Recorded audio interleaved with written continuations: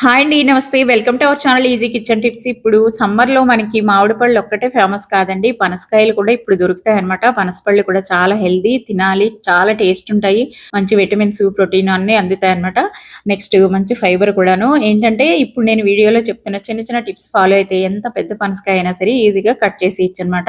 ఇక్కడ నేను గిన్నెలోకి తీసుకున్నది కుకింగ్ ఆయిల్ అన్నమాట.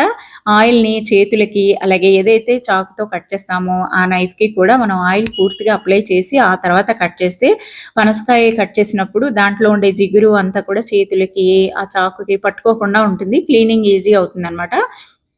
అందుకోసం ఆయిల్ రాసుకోవాలి.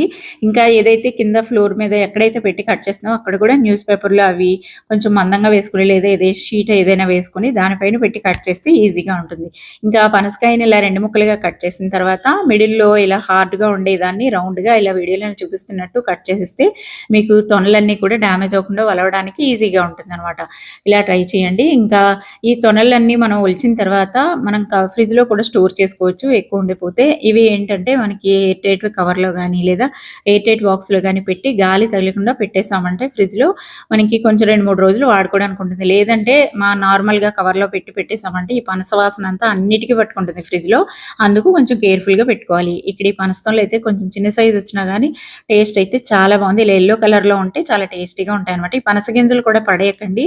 దాంట్లో కూడా మంచి ప్రోటీన్ ఉంటది. అలాగే చాలా ఫైబర్ కూడాను. కర్రీ చేసుకోవచ్చు లేదా బాయిల్ చేసుకొని టైమ్ పాస్‌గా తినొచ్చు. వీడియో నచ్చితే లైక్ చేయండి, సబ్స్క్రైబ్.